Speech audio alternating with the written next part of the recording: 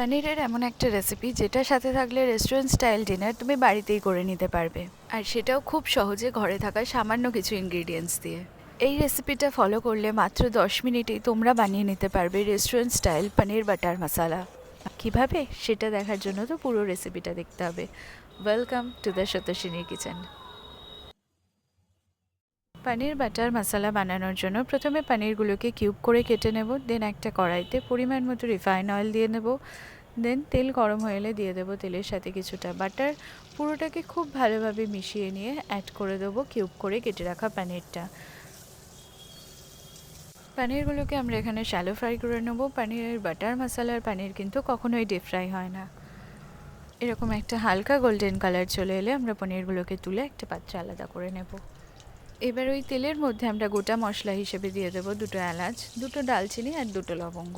সামান্য একটু বাটারও অ্যাড করে দেবো। এবার গোটা মশলার একটা অ্যারোমা এসে গেলে দেন আমরা তার মধ্যে অ্যাড করে দেবো ঝুরি করে কেটে রাখা কিছুটা পেঁয়াজ, রাফলি কেটে রাখা টমেটো, দিয়ে দেবো জুলিয়ান কাট করে কেটে রাখা কিছুটা আদা। পুরোটা খুব ভালোভাবে মিক্স করে আমরা কিছুক্ষণ স্টেয়ার করতে থাকবো, ওই 2 to 3 মিনিটসের মতো। দেন পেঁয়াজটা হালকা কালার এসে গেলে দেন আমরা অ্যাড করে দেবো কিছুটা কাজু বাদাম। পেঁয়াজের কালারটা কিন্তু এরকম সাদাই থাকবে। দেন আমরা অ্যাড করে দেবো কিছুটা চারমগজ, দিয়ে পুরোটা আবারও খুব ভালোভাবে মিক্স করে 2-4 বার নেড়ে চেড়ে নেব। 2 to 3 মিনিটস স্টেয়ার করে নেওয়ার পর আমরা গ্যাস অফ করে এটাকে একটু ঠান্ডা হতে দেব। দেন ঠান্ডা হয়ে যাওয়ার পর এটাকে আমরা একটা মিক্সিং গ্রাইন্ডারে ট্রান্সফার করে নেব। এটার আমরা একটা পেস্ট বানিয়ে নেব। পেস্টের জন্য আমরা কিন্তু কোনো অ্যাডিশনাল জল ইউজ করব না।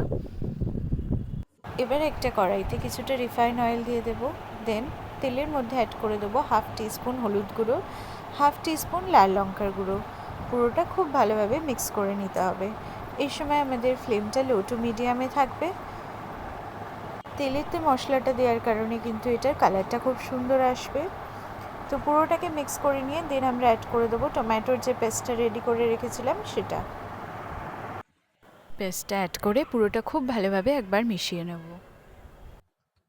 দেন আমরা অ্যাড করে দেবো 1 টিস্পুন জিরে গুঁড়ো, দিয়ে দেবো স্বাদ মতো নুন, দিয়ে পুরোটা খুব ভালোভাবে আবারও একবার মিশিয়ে নেব। মিশ্রণটা একবার ফুটে গেলে যখন এটা থেকে ঠিক এভাবে তেল ছেড়ে আসবে তখন আমরা অ্যাড করে দেবো ভেজে রাখা পনিরগুলো। আমি এখানে পনির ইউজ করেছিলাম ওই 200 গ্রাম মতো। এবার তোমরা তোমাদের রিকোয়ারমেন্টস মতো ইউজ করতে পারো। পনিরটা দেওয়ার পর পুরোটা খুব ভালোভাবে একবার হালকা হাতে মিশিয়ে নেব।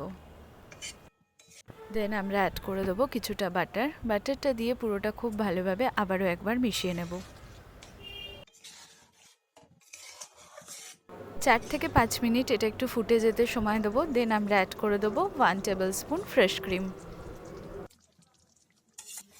আর একটা টিপস তোমাদের জন্য, ফ্রেশ ক্রিম দেওয়ার পর কিন্তু একদমই বেশি কুক করতে নেই, তাহলে কিন্তু এটা তেতো হয়ে যাওয়ার একটা চান্সেস থাকে।